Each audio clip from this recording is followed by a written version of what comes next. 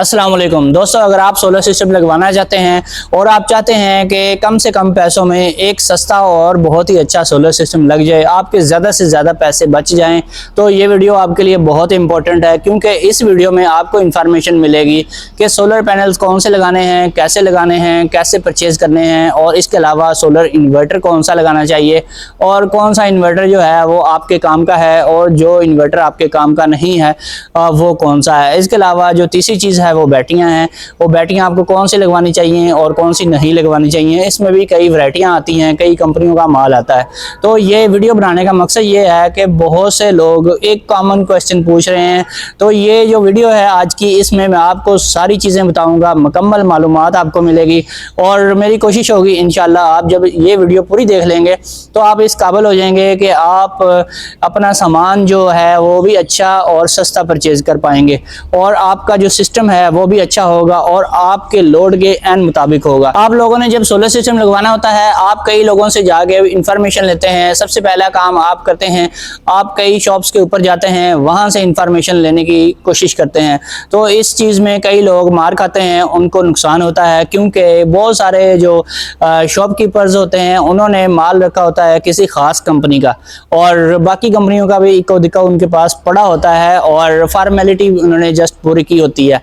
लेकिन जिसमें सबसे ज़्यादा उनको मार्जिन होता है और जो उनका माल जो है वो काफ़ी उनको सस्ता भी पड़ता है और उनको काफ़ी क्वांटिटी उसकी उधार में भी मिल जाती है, तो वो उसी कंपनी को प्रेफर करेंगे। जैसा कि आपको पता है आजकल कई ऐसी इन्वर्टर बनाने वाली कंपनियां नई से नई आ रही हैं जो कि मार्केट में अपनी पोजीशन अच्छी करने के लिए, अपनी सेल बढ़ाने के लिए मार्केटिंग की लेटेस्ट टेक्निक्स को यूज़ करती हैं। वो क्या करते हैं जी, अपना काफ़ी सारा माल मुख्तलिफ शॉप्स के ऊपर फैला देते हैं पूरे पाकिस्तान में, और थोड़ा थोड़ा जैसे जैसे सामान बिकता जाता है वो वसूली करते रहते हैं इस तरीके से। और काफ़ी सारे लोग जो हैं यूट्यूब से वीडियो भी देखते हैं, इसलिए ऐसी जो कंपनियां नई नई आजकल आ रही हैं वो यूट्यूब और टिकटॉक और इस तरह के सोशल मीडिया के जितने भी प्लेटफार्म हैं वहाँ पर अपनी पब्लिसिटी के लिए बहुत खर्चा करते हैं।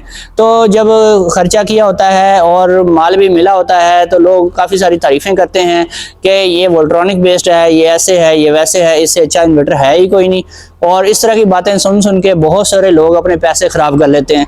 तो जब पैसे ख़राब हो जाते हैं उसके बाद क्या करते हैं, वो उस इन्वर्टर को या वो जो भी बैटरियां उन्होंने फेक ले ली हैं या पैनल वगैरह, ज़्यादा मसला पैनल्स में नहीं आता। अगर आपके पैनल्स फेक भी हैं तो आप जो है वो कंप्रोमाइज़ पोजीशन में हैं, क्योंकि आपके पैनल वो काम दे रहे होते हैं आपको। अगर आपने फेक लिए भी हैं तो आपको कम प्राइस पे मिले होंगे, थोड़े सस्ते होंगे, कुछ पैसे भी बच गए होंगे, लेकिन वो काम देते रहते हैं, गुजारा करते रहते हैं, उनमें इतना मसला आता ही नहीं है। सबसे ज़्यादा जो प्रॉब्लम आती है इन्वर्टर में आती है, उसके बाद बैटरियों में आती है। इनकी क्वालिटी जो है वो बहुत ख़राब आती है आजकल, खास तौर पे इन्वर्टर्स में। तो ऐसे लोग जब फंस जाते हैं और इन्वर्टर बाद में तंग करता है या 2-3 बार जल जाता है, चक्कर लगा लगा के थक जाते हैं सर्विस सेंटर्स के ऊपर, और सर्विस सेंटर्स वाले भी सही तरह से गाइड नहीं करते और उनकी बात ही नहीं सुनते और खाम खा में ही तंग करते हैं। और फिर क्या होता है, फिर आपको वो इन्वर्टर बेचना पड़ जाता है ताकि हमारी जान छूटे। रोज़ रोज़ कौन इसको उठा के लेके फिरे, और जान छुड़वाने के लिए आपने अगर वो एक चीज़ ली है 1 लाख रुपए की, बाद में वो बिकेगी 50-60 हज़ार की, तो बहुत ज़्यादा लॉस आपको आता है। उसके बाद आप कोई अच्छा इन्वर्टर ख़रीदने के काबिल होते हैं, क्योंकि आप जिन लोगों से मशवरा कर रहे होते हैं उन्होंने अपने मुफाद के मुताबिक आपको मशवरा देना है, तो इसमें सबसे बड़ी प्रॉब्लम ही यही आती है। और इसके अलावा काफ़ी सारे इंस्टॉलर्स भी ऐसे होते हैं जिनके शॉप्स के ऊपर कमीशन लगे हुए होते हैं कि जितने ज़्यादा इन्वर्टर सेल करवाएंगे उतनी ही ज़्यादा उनको वहाँ से कमीशन मिलेगा और उनका अपना भी काम चलेगा, और इस तरह से फिर उन्होंने मशवरा भी वही देना है जहाँ से ज़्यादा माल बने। इसलिए फिर इस तरीके से जब गलत मशवरा लेके आप लाखों रुपए की इन्वेस्टमेंट करेंगे तो फिर आपको नुकसान के अलावा और कुछ भी नहीं मिलेगा, या फिर कुछ लोगों का गुजारा चलता रहता है और काम चलता रहता है, लेकिन जिस तरीके से उन्होंने लाखों की इन्वेस्टमेंट की होती है उस तरह का उनको मज़ा नहीं आता, वो उनको रिजल्ट नहीं मिलता, और वो जो उनकी एक्सपेक्टेशन होती है उसके मुताबिक उनका सिस्टम काम नहीं करता। दोस्तों, मैं आपसे चैनल सब्सक्राइब करने का नहीं कहता, अगर आपको वीडियो पसंद आए तो वो आपकी मर्जी है, अदरवाइज ना कीजिएगा। तो सबसे पहली बात यह है कि जब आपने सोलर सिस्टम लगवाना है तो सबसे पहले आपने अपनी रिक्वायरमेंट देखनी है, अपना लोड देखना है, अपना यूज़ करने का तरीकाकार देखना है और अपना बजट देखना है। ये सारी चीज़ें आपने इन माइंड रखनी है, फिर ही आपने परचेजिंग करनी है। और जब सब कुछ ठीक होगा तो फिर ही आप एक एक अच्छा सिस्टम लगवा पाएंगे। तो सबसे पहले हम बात करते हैं उन लोगों की जिनका बजट 1 लाख से कम है, जो सोलर को अफोर्ड नहीं कर सकते। बहुत सारे लोग बताते हैं कि सोलर लगवाने का हम सोचते हैं, जब किसी से मशवरा करते हैं तो वो बताते हैं 4 लाख लगेगा, 5 लाख लगेगा, 3 लाख लगेगा। हमारे पास इतनी इन्वेस्टमेंट नहीं होती, हम चुप कर जाते हैं। यही सोचते हैं कि 2-3 महीने हैं, ये गर्मी के निकल जाएंगे, सर्दियों में बिल कौन सा ज़्यादा आता है। बस ऐसे ही काम चलता रहता है और बिल भी पे हो जाता है और टाइम भी पास हो रहा है। और जब बिल ज़्यादा आता है फिर से दोबारा सोचना शुरू कर देते हैं आप कौन सा सिस्टम लगवाएं। जब दोबारा मशवरा लेते हैं तो लाखों रुपए का सुन के फिर चुप हो जाते हैं। तो ऐसे लोग जिनका बजट बहुत कम है, जो बहुत ज़्यादा हैवी इन्वेस्टमेंट नहीं कर सकते, जिनका राउंड अबाउट 1 लाख रुपए का बजट है, तो सबसे पहले वो सुन लें उन्होंने क्या करना है। अगर उनके पास एक ऑलरेडी यूपीएस लगा हुआ है, या फिर कोई घोटकी मेड यूपीएस है, या फिर उनके पास होमेज टाइप का कोई यूपीएस है चाइना मेड, तो उन्होंने क्या करना है, उन्होंने एक सिंपली उन्होंने ले लेना है चार्ज कंट्रोलर। चार्ज कंट्रोलर में 2 तरह के कंट्रोलर मिलते हैं, एक होता है पीडब्ल्यूएम चार्ज कंट्रोलर, एक होता है एमपीपीटी चार्ज कंट्रोलर। जो एमपीपीटी चार्ज कंट्रोलर होता है वो कॉस्टली होता है, वो आपको 15 से 20 हज़ार का मिलेगा और उसमें 25-26 हज़ार का भी मिलता है। तो वो ले लेना है आपने। अगर आप चाहते हैं कोई पैनल ज़्यादा लगाने, अगर आप चाहते हैं कि 2 या 4 बड़े पैनल आपने लगाने हैं, तो आपने एमपीपीटी चार्ज कंट्रोलर ले लेना है। और आजकल पैनल्स की प्राइसेस भी कम हो गई हैं, कोई 17-18 हज़ार के राउंड अबाउट पैनल मिल जाता है। और इसमें आपने एन टाइप भी ले सकते हैं, पी टाइप भी ले सकते हैं, और इसमें थोड़ा बहुत फ़र्क ज़रूर होता है, लेकिन उतना पैसों का भी फ़र्क होता है। इन दोनों टाइप के पैनल्स में से आप जो मर्जी ले लें, लेकिन आपने जो कंट्रोलर लेना है वो आपने अगर कम खर्चा करना है तो फिर PWM कंट्रोलर ले लें। 3-4 हज़ार से लेकर 5-6 हज़ार तक का मिल जाता है, जो इतने से साइज़ का होता है। तो वो जो है कंट्रोलर वो आपने ले लेना है। अगर आपने बड़े पैनल लगाने हैं जो कि 585 वाट 550 वाट के पैनल होते हैं, तो फिर आपने एमपीपीटी चार्ज कंट्रोलर लेना है। अगर आपने छोटा कंट्रोलर लेना है तो फिर आप बड़ा पैनल उसके साथ नहीं लगा सकते। लगा लेंगे चल भी जाएगा, लेकिन कल कल जलेगा, आपको ख़राब करेगा, तंग करेगा। तो आपने क्या करना है, आपने छोटे पैनल लेने हैं, या आप यूज़ में पैनल ले लें कहीं से, उसमें 200 वाट वाले पैनल, 250 वाट वाले पैनल, या मैक्सिमम साइज़ जो है वो 330 वाट तक के पैनल्स अगर आप यूज़ करते हैं तो उनके वोल्टेज होते हैं थोड़े, वो जो हैं वो PWM चार्ज कंट्रोलर के साथ लग जाते हैं।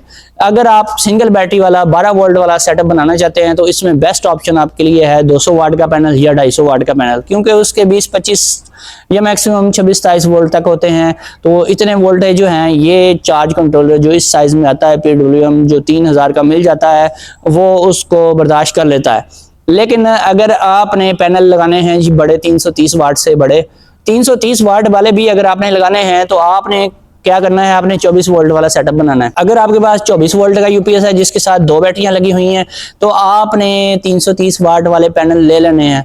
वो आपको काफ़ी सस्ते मिल सकते हैं, यूज़ में भी आजकल बेतहाशा अवेलेबल हैं, लोग उतार के बेच रहे हैं, वो भी आप ले सकते हैं। न्यू में भी आप ढूंढ सकते हैं कहीं से, तो वो आप लेकर उसके साथ PWM चार्ज कंट्रोल लगाएं। आगे आपकी 2 बैटरियां जो ऑलरेडी लगी हुई हैं, एक सिंपल सा आपका यूपीएस लगा हुआ है, वो आपका काम चलता रहेगा। दिन के टाइम आपने वापडा बंद रखनी है, उसमें सारा जो आपका लोड है और बैटरी की चार्जिंग है वो यूपीएस आपका सोलर से ही जो बैटरी को मिलेगा उसी से काम चलाएगा, लोड भी चलाएगा और बैटरी भी चार्ज होगी। तो ये आपका बहुत सस्ता काम है अगर आपके पास यूपीएस लगा हुआ है। तो अगर आपके पास सिंगल बैटरी वाला यूपीएस है तो फिर आपने 200 वाट वाले पैनल लगाने हैं और छोटा कंट्रोलर लगा लेना है। अगर आपके पास डबल बैटरी 24 वोल्ट वाला यूपीएस लगा हुआ है तो फिर आपने 330 वाट 250 वाट वाले पैनल लगा लेने हैं। अगर आप चाहते हैं बड़े साइज के पैनल लगाने हैं आपने, या आपने ऑलरेडी पैनल परचेज कर लिए हैं 550 वाट 85 580 वाट 600 वाट 700 वाट कोई भी आपने पैनल खरीद लिया है, तो फिर आपने क्या करना है, एमपीपीटी चार्ज कंट्रोलर आपने लगाना है। उसमें 10-15 हज़ार से लेकर आपको 20-25 हज़ार की रेंज में एक एमपीपीटी कंट्रोलर मिल जाता है। उसमें सिमटेक का मिल जाता है और भी कई कंपनियां हैं। अगर आपने बड़े पैनल लगाने हैं तो आपके लिए ये सेटअप रहेगा, और ऑलरेडी जो यूपीएस लगा हुआ है वो अपना काम करता रहेगा। आपका जो कंट्रोलर है वो सिर्फ बैटरी चार्ज करवाएगा जाएगा और बैटरी से आगे जो है आपका यूपीएस उसको यूज करवाएगा। दिन के टाइम आपने वापडा बंद रखनी है, आपका सिस्टम बेहतरीन काम करेगा। और दूसरा ऑप्शन आपके पास ये है कि अगर आपके पास कोई यूपीएस नहीं लगा हुआ और आप एक न्यू सेटअप लगाना चाहते हैं तो आपको एक अदद सोलर इन्वर्टर परचेज करना पड़ेगा। अब इसमें दो चीजें आती हैं, एक तो आता है जी लोकल मेड इन्वर्टर जो कि एमपीपीटी होता है, जो कि सिर्फ एमपीपीटी होता है। उसका काम इतना होता है उसने ऊपर से डीसी वोल्टेज लेने हैं, हाई वोल्टेज डीसी को उसने कन्वर्ट करना है आपकी 220 एसी वोल्टेज में, उसका सिर्फ इतना काम है। उसने ना वापडा लेनी है, ना ही उसने बैटरी चार्ज करवानी है, ना उसके साथ बैटरी लग सकती है। और उसमें दो ऑप्शन भी आ जाते हैं, एक वो भी आ जाता है जिसके साथ आप वापडा शेयरिंग भी करवा सकते हैं, क्योंकि उसमें एक ब्रिज लगी होती है जो वापडा की मिक्सिंग करवा रही होती है। एक सिंपल सा मैकेनिज्म होता है उसके अंदर जो कि वापडा की शेयरिंग को करवा रहा होता है। वो आपको सस्ता मिल जाता है, 25,000 रुपए से लेकर आपको 35, 40 या 45,000 की रेंज में मिल जाता है। उसमें 7 kVA भी मिलता है, उसमें आपको 10 kVA भी मिलता है। ये 7 kVA 10 kVA ऊपर लिखा हुआ होता है, लेकिन इतनी पावर इसकी होती नहीं है। वो आपने देखने हैं उसके एम्पेयर कितने एम्पेयर का वो लोड चला सकता है। और जो छोटा होता है वो 13 एम्पेयर तक का लोड इजीली चला लेता है। और जो इसमें बड़ा आता है उसमें जितनी आप उसकी ताकत बढ़ाते जाएंगे, जितने उसमें कैपेसिटर्स वगैरह, कॉइलें वगैरह और जो भी अंदर उसके पार्ट्स हैं वो अच्छी किस्म के लगाएंगे। और खासतौर पे IGBTs की मिकदार को बढ़ाते जाएंगे, जितनी ज़्यादा IGBTs वाला लेंगे उतनी उसकी पावर बढ़ती जाएगी और वो हो सकता है आपका 30 से 32 एम्पेयर का लोड भी चला ले। तो ये तो होगी इसकी बात, तो ये आप लगा सकते हैं। और लेकिन इसके साथ दो मसले आते हैं सबसे बड़े। सबसे पहला जो मसला है इसका वो ये है कि इसकी जो पावर है आउटपुट की वो प्योर साइन वेव नहीं होती। और प्योर साइन वेव ना होने की वजह से आपकी कई इलेक्ट्रिकल अप्लायंसेस जल सकती हैं और वक्ती तौर पे नहीं जलती, बहुत जगहों पे चल भी रहा है और सालों से चल रहा है, तकरीबन साल 2 साल से लोग इसको यूज़ कर रहे हैं, लेकिन उनका कोई नुकसान नहीं हो रहा, काम चल रहा है। लेकिन फिर भी उनकी जो अप्लायंसेस हैं उनकी एज, उनकी लाइफ जो है वो कम होती जा रही है, उनके कंपोनेंट्स वीक होते जाते हैं क्योंकि इसकी आउटपुट प्योर साइन वेव नहीं होती। दूसरा इसमें जो फॉल्ट है वो ये है कि इसके हाई वोल्टेज होते हैं। स्टार्ट में ये आपको 270 280 वोल्ट भी दे सकता है, 300 वोल्ट भी दे सकता है। जब आप इसके ऊपर लोड नहीं डालेंगे, इसके वोल्टेज हाई होंगे आउटपुट में, तो आपका अगर छोटा मोटा कोई चार्जर लगा हुआ है, कोई अडाप्टर लगा हुआ है तो वो जल सकता है, वो पटाखा मार सकता है। और अगर आप इसके ऊपर लोड डालेंगे, इसके ऊपर फ्रिज चलाते हैं, AC चलाते हैं, तो फिर इसके वोल्टेज जो हैं 220 30 40 50 इस रेंज में आ जाएंगे। 240-50 की रेंज में भी आ जाएं तो ये सेफ वैल्यू है, आपकी अप्लायंसेस ख़राब नहीं होती। लेकिन फिर भी ये रिस्की काम है। और दूसरा इसका मसला एक और भी है, वो ये है कि इसके साथ पैनल आपको ज़्यादा लगाने पड़ते हैं। अगर आपका बजट कम है, आप चाहते हैं कि 4 पैनल से काम चल जाए, तो इसके साथ काम नहीं चलेगा। इसके साथ आपको कम से कम 6 पैनल लगाने पड़ेंगे। आपको अगर अच्छा रिजल्ट चाहिए तो आपको इसके साथ 8 या 9 पैनल लगाने चाहिए। तो ज़्यादा पैनल लगाएंगे, हाई वोल्टेज इसको इनपुट में देंगे सोलर के, तो फिर ये बहुत अच्छा काम करता है और आपका गुजारा जो है वो चल सकता है। यानी कि आप अगर 8 पैनल लेते हैं तो 1.5 लाख से 2.25 लाख के आते हैं आपके स्टैंड वगैरह सारा कुछ, और एक 20-25 हज़ार या 30-40 हज़ार का आप एमपीपीटी इन्वर्टर ले लेते हैं तो आपका 2 लाख रुपए के बजट में एक सिस्टम चल जाएगा और बेहतरीन काम करेगा। इसके अलावा अगर आपके पास ऑलरेडी एक यूपीएस लगा हुआ है तो उसको भी ये काम करवाएगा। यानी कि जो आपका यूपीएस है पहले वापडा से इनपुट लेता था, अब वो आप एक चेंज ओवर लगा लेंगे कि दिन के टाइम आपने उसको सोलर पे कर देना है और सोलर के ज़रिए ही आपका यूपीएस भी काम करेगा और बैटरी को भी चार्ज करवाएगा और आपका लोड भी जो यूपीएस पे ऑलरेडी चल रहा है वो वैसे ही चलता रहेगा। और वो इनपुट वापडा लेने की बजाय सोलर की लेगा और शाम को आपने उसको चेंज ओवर करके बाईपास करके वापडा चला सकते हैं ताकि आपकी वापडा जो है सारी रात चले। तो इसमें ऑटोमेशन भी आप कर सकते हैं, चेंज ओवर रिले भी आप लगा सकते हैं। इसमें कई किस्म की चीज़ें ऐसी मिल जाती हैं जो ऑटोमेटिकली इसको कन्वर्ट करवाएं, चेंज ओवर करवाने के लिए। इसके साथ ऑटो रिलेज भी आती हैं, टाइमर वाले आपको कई डिवाइसेस भी मिल जाती हैं, तो वो आपको थोड़ा कॉस्टली पड़ जाता है। तो मैनुअल जो काम है इसमें वो बड़ा बेस्ट रहता है, तो ये आप इसके साथ कर सकते हैं। इसके अलावा अब आते हैं हम उन लोगों की तरफ जिनका बजट कुछ ज़्यादा है और वो चाहते हैं कि दिन हो चाहे रात हो हमारा सेटअप बिल्कुल सेट होके चले, हमें किसी किस्म की कोई टेंशन ना हो। तो ऐसे लोग जो हैं उनका बजट थोड़ा हाई लेवल का होता है, उनको खर्चा भी करना पड़ता है और वो हाइब्रिड सोलर सिस्टम लगवाते हैं। हाइब्रिड सोलर सिस्टम वो होता है जिसमें एक ऐसा इन्वर्टर यूज़ किया जाता है जो कि हाइब्रिड इन्वर्टर कहलाता है। हाइब्रिड हाइब्रिड इन्वर्टर वो इन्वर्टर होता है जो आपकी बैटरी भी चार्ज करवा सकता है, बैटरी के साथ भी काम कर सकता है, विदाउट बैटरी भी काम कर सकता है, और वापडा की मिक्सिंग भी करवा सकता है, वापडा को भी यूज कर सकता है और सोलर को भी यूज कर सकता है। वो एज अ ऑन ग्रिड के तौर पे भी आप उससे काम ले सकते हैं, आप उसमें नेट मीटिंग भी करवा सकते हैं, सारे फीचर्स उसके अंदर होते हैं। और रात के टाइम भी वो आप बैटरी का बैकअप लेकर उसको यूज कर सकते हैं। तो ऐसा इन्वर्टर जो है हाइब्रिड इन्वर्टर होता है, और ये मोस्टली चाइना से आते हैं और ये बहुत कॉस्टली होते हैं, इनकी कास्ट बहुत ज़्यादा होती है। ये इन्वर्टर्स जो है इनकी प्राइसेस लाखों रुपए में हैं। और एक छोटा इन्वर्टर भी आप ले लेते हैं जो कि आप PV 2200 PV 2500 इस टाइप का कोई PV 3000, यानी कि ऐसा इन्वर्टर जो सिंगल बैटरी पे चलने वाला 1500 वाट आउटपुट देने वाला इस टाइप का भी इन्वर्टर आप लेते हैं तो ये 50,000 से लेकर 70-75,000 तक इसकी प्राइस होती है। तो ये कम से कम छोटे से छोटे लेवल का एक इन्वर्टर है। और अगर आप इसमें बड़ा इन्वर्टर लेते हैं, इसमें कई कंपनीज आती हैं, बड़ा आप इन्वर्टर अगर लेते हैं तो उसमें डबल बैटरी वाला यानी कि 24 वोल्ट से चलने वाला 3 किलोवाट वाला, और फिर इसमें 4 किलोवाट 4.5 किलोवाट इस टाइप का इन्वर्टर भी आप ले सकते हैं। इसमें कई कंपनीज आती हैं, तो ये इन्वर्टर आपको 1 लाख रुपए से लेकर 1.5 लाख तक का मिल जाएगा। तो कई कंपनीज भी होती हैं। और दूसरी वजह ये है, इतनी रेंज जो मैंने आपको बताई कि इनकी प्राइसेस में वेरिएशन आती रहती है। सर्दियों में ये सस्ते हो जाते हैं, गर्मियों में ये महंगे होते हैं, सीजन के दिनों में ये 10-20 हज़ार महंगा मिलता है आपको, इसलिए ये इतनी ज़्यादा रेंज है। और ये जो 3 या 4 किलोवाट का जो इन्वर्टर होता है जो डबल बैटरी ऑपरेटेड होता है, इसकी मैक्सिमम पावर जो है वो 3600 वाट तक होती है, और इसकी मिनिमम जो पावर है वो 2400 वाट तक होती है। इसमें कई कंपनीज हैं वो 3 किलोवाट ऊपर लिख देते हैं, लेकिन अंदर इन्वर्टर जो है वो 2400 वाट का होता है, उससे ज़्यादा लोड नहीं उठाता। और इसमें 4.5 किलोवाट, इसका नाम PV 5000, PV 6000, PV 6500, PV 5500, बहुत सारे नाम आपको मार्केट में देखने को मिलेंगे। लेकिन ये सारे इन्वर्टर जो हैं 4.5 किलोवाट की रेंज में आते हैं, और इनकी पावर मैक्सिमम 3600 वाट तक होती है, इससे ऊपर ये नहीं देते, जो मर्जी कर लें, ठीक है। और इतना ज़्यादा लोड भी नहीं आपने डालना। अगर वो आपका इन्वर्टर जो है वो 3 किलोवाट का है तो इसका मतलब ये है कि वो 13 एम्पेयर से लेकर 16-17 एम्पेयर तक का लोड चलाने की कैपेसिटी रखता है। तो अगर आप उसके ऊपर 13 एम्पेयर का ही लोड डाल देंगे, कंटिन्यूस लोड डालेंगे 5 मिनट की तो खैर है, लेकिन अगर आप मुसलसल डाले रखेंगे तो आपका इन्वर्टर जो है ओवर हीट हो जाता है। ये जितने भी IP21 में इन्वर्टर आते हैं, इनके नीचे होते हैं 2 फैन, वो एग्जॉस्ट का काम कर रहे होते हैं, अंदर से गर्मी निकाल रहे होते हैं। अगर वो उनमें से एक पंखा भी खराब हो जाए तो आपका इन्वर्टर विद इन मिनट्स 4 से 5 मिनट्स में आपका जो इन्वर्टर है वो ख़त्म हो जाएगा, वो सड़ जाएगा। एक दफ़ा अगर जल गया, और वारंटी ख़त्म हो जाती है साल बाद, एक दफ़ा जल गया तो वो आपको जो है वो आपकी जेब पे बहुत भारी पड़ेगा। आपको 5,000 से लेकर 6-7 या 8,000 रुपये उस पर लगाना पड़ जाएगा। तो अगर 2-3 दफ़ा जल गया तो आपका बेड़ा गर्क हो जाएगा। तो फिर ऐसा इन्वर्टर अगर आपने लेना है तो आपने 10 एम्पेयर से ज़्यादा उसके ऊपर लोड नहीं डालना। 10 एम्पेयर का मतलब बनता है 2 किलोवाट। 2 किलोवाट तक मुसलसल लोड डाल सकते हैं आप किसी भी 3-4 किलोवाट के इन्वर्टर के ऊपर, मुसलसल डालें, कुछ नहीं होता इसको।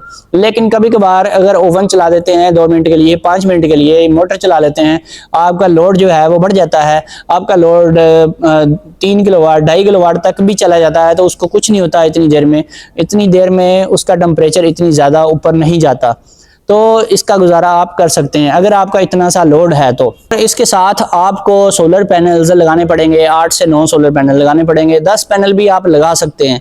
अगर आप लगाते हैं 550 वाट, 545 वाट या 555 वाट तक के पैनल जो कि P टाइप में आते थे, तो वो पैनल आपने लगाने हैं मैक्सिमम 8, 9 या 10 भी लगा सकते हैं। 10 की स्ट्रिंग बना के भी लगा देंगे तो आपका काम चल जाएगा। 9 तक मैं आपको कहता हूँ, 10 की आपको मैं रिकमेंडेशन नहीं करता, लेकिन 9 भी लगाएंगे, 10 भी लगाएंगे, कुछ नहीं होगा, ये बर्दाश्त कर जाते हैं।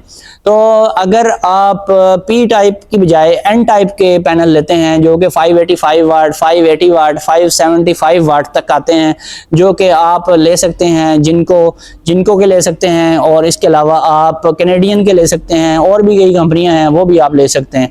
वो अगर आप लगाते हैं तो फिर आपने 8 पैनल से बड़ी स्ट्रिंग नहीं लगानी। 8 पैनल से बड़ी स्ट्रिंग लगाएंगे तो आपका इन्वर्टर जो है ओवर हीट होगा और मसला करेगा, और वोल्टेज बहुत ज़्यादा फिर हाई हो जाते हैं, फिर काम ख़राब हो जाता है। और अगर 9 पैनल भी लगा लें एन टाइप के, अगर आप एन टाइप के 9 पैनल भी लगा लें तो फिर भी काम चल सकता है, लेकिन 10 पैनल एन टाइप के आपने कभी भी नहीं लगाने। आपका इन्वर्टर 500 वोल्ट भी क्रॉस कर जाता है और बार बार ट्रिपिंग करता है, जिसकी वजह से उड़ जाता है। अब आते हैं हम उन लोगों की तरफ जिनका लोड बहुत ज्यादा है, यानी कि आपका लोड अगर है 5 से 6 किलोवाट का, या फिर आप इसको एम्पेयर्स की फॉर्म में देखते हैं तो आपका 20-22 एम्पेयर से लेकर 25-26 एम्पेयर का लोड है, तो आपको 6 किलोवाट या इससे भी बड़ा इन्वर्टर लगवाना चाहिए। यानी कि अगर आपने एक एसी चलाना है तो 3 किलोवाट या 4 किलोवाट का जो भी इन्वर्टर है वो काफ़ी है आपके लिए। तो ये एसी जो भी आपने चलाना है सोलर के ऊपर, वो आपने इन्वर्टर एसी चलाना है। आपने सिंपल जो सादा एसी होता था पहले वो नहीं लगाना इन्वर्टर के ऊपर। तो आप अगर 6 किलोवाट का इन्वर्टर लगा लेते हैं तो उसके ऊपर आप एक सादा एसी भी चला सकते हैं, जो नॉन इन्वर्टर एसी होता है, एक चलाएं तो वो भी चल जाता है। तो वो जब चल जाए उसके बाद उसके एम्पेयर कम हो जाएं 1 घंटा या आधा घंटा चलाने के बाद, फिर आप दूसरा एसी भी 6 किलोवाट के इन्वर्टर पे डाल सकते हैं। तो लेकिन इकट्ठे नहीं चला सकते। तो लेकिन आप कोशिश करें कि आप डीसी इन्वर्टर एसी ही यूज़ करें। 6 किलोवाट का इन्वर्टर आप लगाते हैं, अगर आपका लोड है 2 एसी का, 2 एसियों के बराबर आपने लोड डालना है, तो 6 किलोवाट का इन्वर्टर आपके लिए बहुत ज़रूरी है। तो इसमें अगर आपका लोड एक एसी का है और बाकी घर का भी लोड काफ़ी ज़्यादा है, वो भी एक एसी के इक्वल ही हो जाता है। एक एसी का लोड मतलब ये है कि 2 किलोवाट का या फिर 1500-1800 वाट का लोड। इसमें कई कंपनियां आती हैं, हर कंपनी के कंप्रेसर के साइज में फ़र्क होता है, उसकी गैस में फ़र्क होता है, और जो एटमॉस्फेयर है जहां पर आप एसी लगाते हैं उसमें भी फ़र्क होता है। तो जिस तरह का आपका एटमॉस्फेयर है, आप अगर ऐसी जगह पे लगाते हैं जो पब्लिक प्लेस है, वहां पे एसी जो है वो ज़्यादा एम्पेयर भी ले सकता है, तो आप इसको 2 किलोवाट कंसीडर करें। आपका जो एक एसी है 1.5 टन का, वो 2 किलोवाट तक जाता है, वैसे वो 1500 वाट का भी हो सकता है। तो इस बहस में पड़ने की ज़रूरत नहीं है। आपका जो एसी है 1.5 टन का, वो मैंने देखा कई जगहों पे 2200 वाट तक भी ले रहा होता है। तो जब उसको चलाएंगे, अगर आपका कमरा बंद रहता है तो 1-आध घंटे के बाद उसने एम्पेयर लो कर देने हैं, तो फिर उसका जो खर्चा है वो 600 या 700 वाट तक आ जाता है।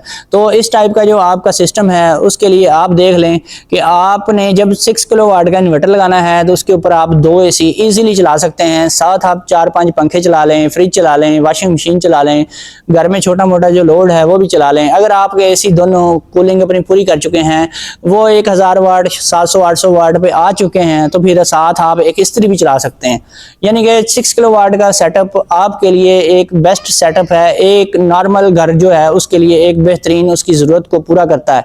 तो ऐसा सिस्टम आप लगाएं तो आपके लिए फिर उसके साथ पैनल आपने कितने लगाने हैं, पैनल आप इसके साथ भी आप अगर 4 पैनल भी लगा देते हैं तो आपका इन्वर्टर स्टार्ट हो जाएगा। चाहे आपका 3 किलो वाट का इन्वर्टर है, चाहे 6 किलो वाट का है, 4 पैनल से भी काम चल जाता है।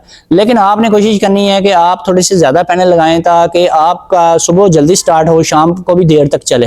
तो हाई वोल्टेज का होगा तो फिर सुबह जल्दी 6 बजे आपका सिस्टम गर्मियों में स्टार्ट हो जाएगा। तो कम से कम आपने 4 पैनल लगाने हैं, लेकिन आप इससे ज़्यादा लगाएं तो फिर आपने क्या करना है, फिर आप इसमें 6 पैनल लगा लें, 8 लगा लें, 7 लगा लें, 5 लगा लें, जो आपकी मर्जी है। आप एक स्ट्रिंग अगर बनाते हैं तो उसमें 9 पैनल भी आप लगा सकते हैं। लेकिन अगर आपके एन टाइप के पैनल हैं तो आपने 10 पैनल नहीं लगाने, 9 भी कोशिश करें ना लगाएं। लेकिन 575 वाट के जो कैनेडियन के या इस टाइप के थोड़े से लो वोल्टेज के 45 वोल्ट में भी आ रहे हैं पैनल, वो अगर मिल जाते हैं तो आप 10 पैनल की एक स्ट्रिंग बना के भी लगा सकते हैं। लेकिन अगर आप जिनको के यूज़ कर रहे हैं जो 52 वोल्ट तक भी होते हैं तो वो 10 पैनल आपने नहीं लगाने, और वो 9 पैनल भी लगा सकते हैं, लेकिन 8 पैनल एक सेफ वैल्यू है। एक स्ट्रिंग में आप लगाते हैं तो आप 8, 9 या 10 से काम चला सकते हैं। तो 10 आपने तब लगाने हैं जब आप पी टाइप वाले यूज़ कर रहे हैं जो 45 वोल्ट में होते हैं, और 550 वाट, 540 वाट, 55 वाट, इस तरह इनकी रेंज होती है। तो अगर आप पैनल बढ़ाना चाहते हैं फिर आपने क्या करना है, फिर आप इसमें 12 पैनल कम से कम यूज़ करें। 10 पैनल लगाएंगे तो फिर एक स्ट्रिंग लगानी पड़ जाएगी, फिर मसला बनेगा आपके लिए। तो इसलिए आप 12 पैनल लगाएं, 6-6 पैनल की 2 स्ट्रिंग बना के लगा दें। और अगर आपका लो क्वालिटी का इन्वर्टर है, अगर आपके पास लो क्वालिटी का इन्वर्टर है तो फिर आप उसके साथ 12 पैनल ना लगाएं, आप 14 लगाएं, आप उसके साथ 16 पैनल लगाएं, या फिर आप एक सिंगल स्ट्रिंग उसके साथ 9 पैनल की लगा दें।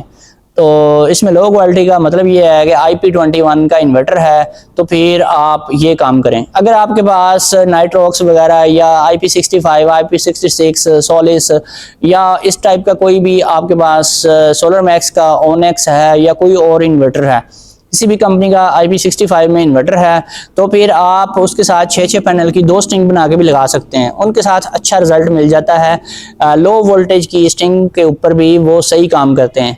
लेकिन जो IP21 के इन्वर्टर्स हैं, इनमें कभी कभार मसला ये देखने को आता है कि अगर लो वोल्टेज आपने बनाए हैं, यानी कि 6 पैनल की 2 स्ट्रिंग बना के आप लगा देते हैं, तो आपको पीक टाइम में तो अच्छा रिजल्ट मिल रहा होता है, लेकिन सुबह और शाम के टाइम में थोड़ा सा फ़र्क आ जाता है और आपका इन्वर्टर ट्रिपिंग भी करता है और भी कई मसले आ जाते हैं। इस तरह अगर आप 16 पैनल लगाते हैं तो आप 8-8 पैनल की 2 स्ट्रिंग्स लगाएंगे। अगर आप 14 पैनल लगाते हैं तो 7-7 पैनल्स की आपने 2 स्ट्रिंग्स लगानी है। इस तरह से आप अपने लोड को मैनेज कर सकते हैं। इससे बड़ा सोलर सिस्टम अगर आपने लगाना है तो 8 किलोवाट, 10 किलोवाट, फिर इसमें 12 किलोवाट तक के भी हाइब्रिड इन्वर्टर्स आपको इजीली अवेलेबल होते हैं, मार्केट में मिल जाते हैं, वो आप लगा सकते हैं और अपने लोड के मुताबिक अपना सिस्टम बनाएं।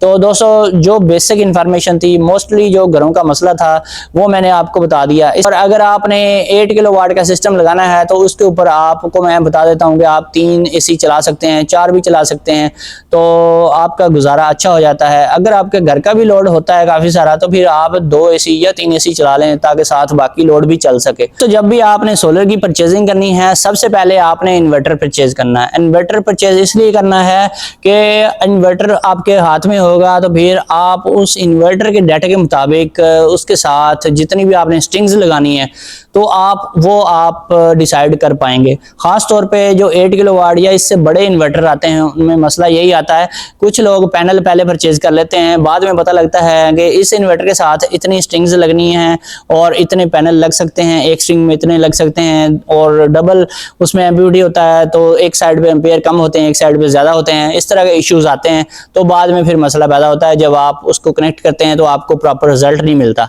तो जब भी आपने सिस्टम लगवाना है, सबसे पहले आपने एक अच्छा सा इन्वर्टर परचेज करना है, उसके मुताबिक आपने अपने पैनल खरीदने हैं और फिर आखिर में आपने जो काम करना है वो आपने बैटरियां लेनी है। बैटरियां आपने लेनी है तो आपको पता होना चाहिए कि आपका बजट कितना है और आपको किस टाइप की बैटरियां चाहिए। इसमें आप टाल ट्यूबुलर बैटरियां भी ले सकते हैं, आप लिथियम बैटरियां भी परचेज कर सकते हैं।